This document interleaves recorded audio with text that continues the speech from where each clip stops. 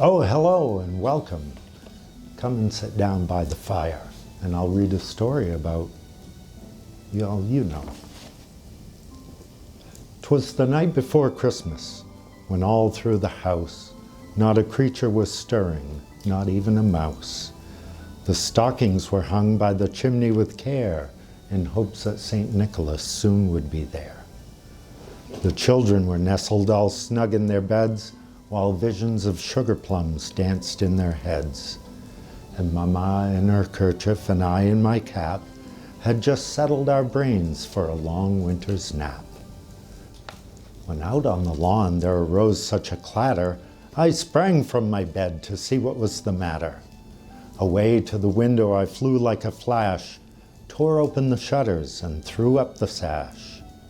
The moon on the breast of the new fallen snow gave a luster of midday to objects below, when what to my wondering eyes should appear but a miniature sleigh and 8 tiny reindeer. With the little old driver so lively and quick, I knew in a moment it must be Saint Nick. More rapid than eagles his coursers they came, and he whistled and shouted and called them by name. Now Dasher, now Dancer, now Prancer and Vixen, on Comet, on Cupid, on Donder and Blitzen, to the top of the porch, to the top of the wall, now dash away, dash away, dash away all. As dry leaves before the wild hurricane fly, when they meet with an obstacle, mount to the sky. So up to the housetop the coursers they came, with a sleigh full of toys, and St. Nicholas too.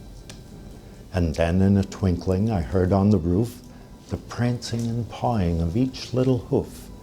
As I drew in my head and was turning around, down the chimney St. Nicholas came with a bound.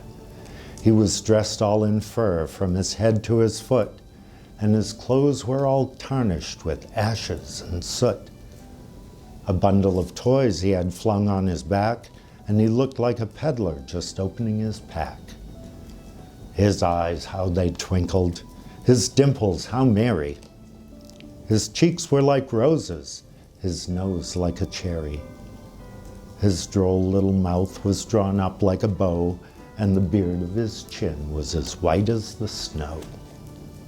The stump of a pipe he held tight in his teeth, and the smoke had encircled his head like a wreath. He had a broad face and a little round belly that shook when he laughed like a bowl full of jelly. He was chubby and plump, a right jolly old elf, and I laughed when I saw him in spite of myself. A wink of his eye and a twist of his head soon gave me to know I had nothing to dread. He spoke not a word, but went straight to his work and filled all the stockings, then turned with a jerk, and laying a finger aside of his nose and giving a nod, up the chimney he rose. He sprang to his sleigh, to his team gave a whistle, and away they all flew like the down of a thistle. But I heard him exclaim ere he drove out of sight, "Happy Christmas to all, and to all a good night."